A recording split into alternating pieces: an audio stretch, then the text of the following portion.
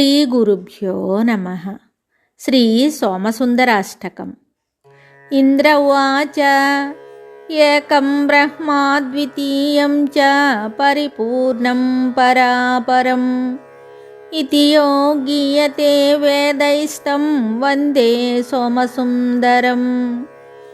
ज्ञातृज्ञानज्ञेयरूपं विश्वव्याप्यं व्यवस्थितं यं सर्वैरप्यदृश्यो यस्तं वन्दे सोमसुन्दरम्।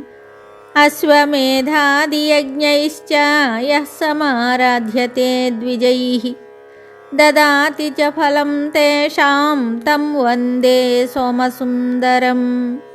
यं विदित्वा बुधाः सर्वे कर्मबन्धविवर्जिताः लभन्ते परमां मुक्तिं तं वन्दे सोमसुन्दरम्। देवदेवं यमाराध्य मृकण्डुतनयो मुनिः नित्यत्वमगमत्सद्यस्तं वन्दे सोमसुन्दरम्।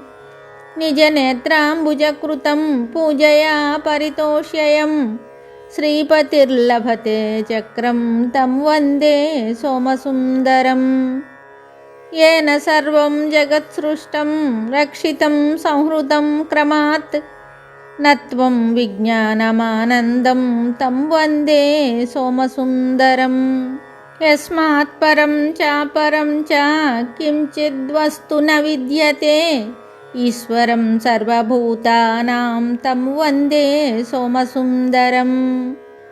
यस्मै वेदाश्च चत्वारो नमस्यन्त वपुर्धराः ईशानं सर्वविद्यानां तं वन्दे सोमसुन्दरम्। यस्य प्रणाममात्रेण सन्ति सर्वाश्च सम्पदः सर्वसिद्धिप्रदं शम्भुं तं वन्दे सोमसुन्दरम्। यस्य दर्शनमात्रेण ब्रह्महत्यादिपातकम् अवश्यं नश्यति क्षिप्रं तं वन्दे सोमसुन्दरम्।